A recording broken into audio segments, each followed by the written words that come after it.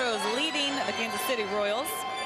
Join the Astros on Saturday, April 23rd, as they take on the Red Sox at Minute Maid Park. 10,000 fans will receive a Carlos Correa replica white jersey presented by Waste Management. For more info, visit Astros.com or call 1-877-9-ASTROS. It's time to name that Astro. This is brought to you by your local Honda dealer. We've got some clues for you.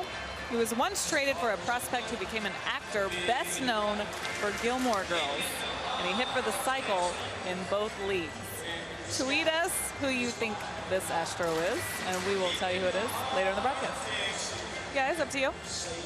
Thanks, Julia. 7-0 Astros. Fans really enjoying this opening night at Minute Maid Park.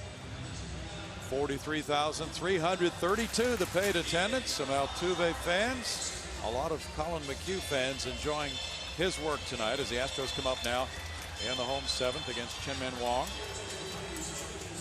And we've had a change in the outfield for Kansas City. Paulo Orlando going out to play center field for Lorenzo Cain.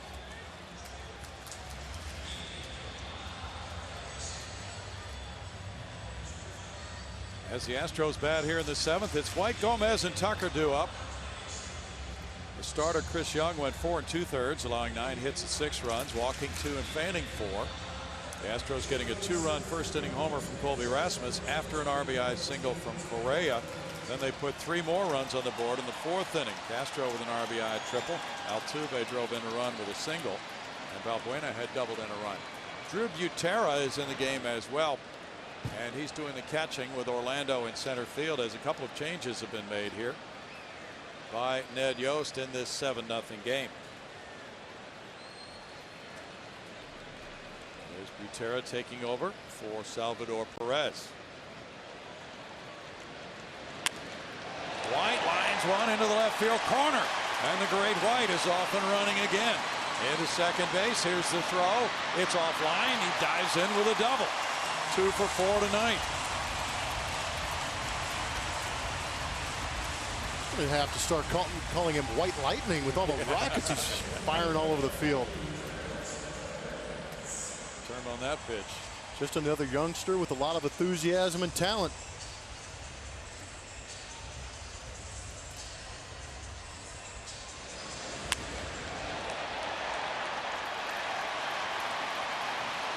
That's his 3rd double of the year. He has 3 home runs. He has 12 hits in the first 7 games. Now it's Gomez with strike 1 on the off-speed offering from Chen-Min Wong. 7-0 Houston, 13 hits. Tyler White is 12 for 22.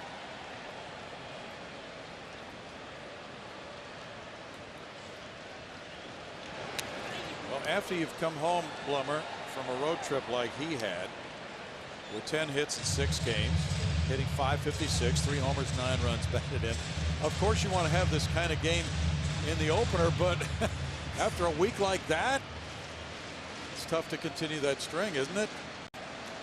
It's exhausting.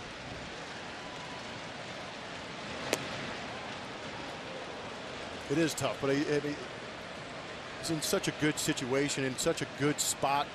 He's comfortable. These guys have taken him in. They don't treat him like a rookie. They treat him like a guy that's going to be in this lineup in order to produce.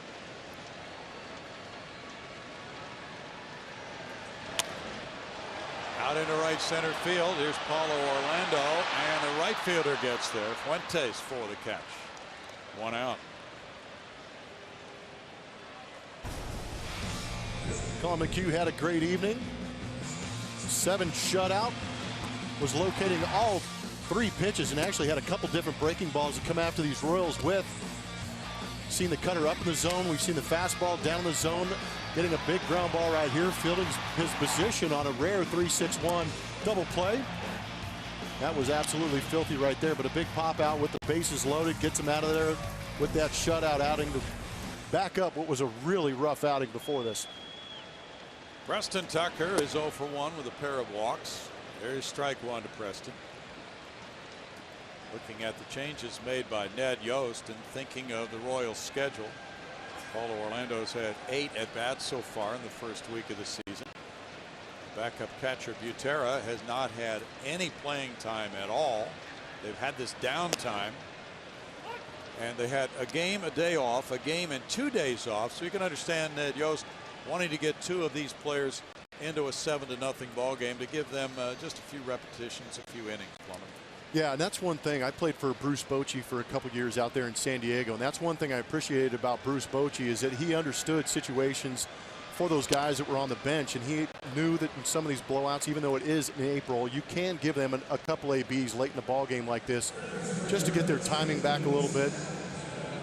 And if not, just to let them know you're still thinking about them and understand they're on the roster. Yeah, strikeout number 3 for Wong as Tucker went down. Now Valbuena comes up.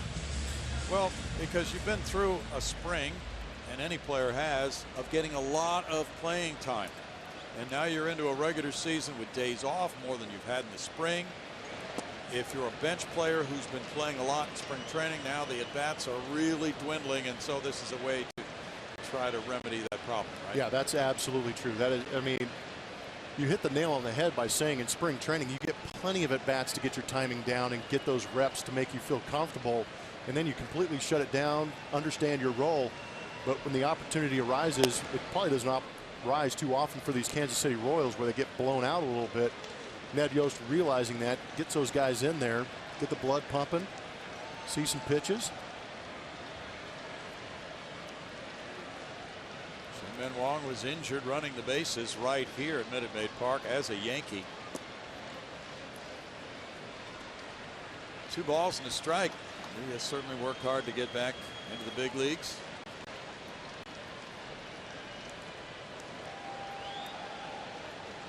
The Royals have been the best road team in the major leagues the last 3 years. They have a winning record of 133 and 110. High. Out to the warning track. Just enough room for the catch for Fuentes. No runs, 1 hit, 1 man left. We move to the 8th, 7-0 Astros.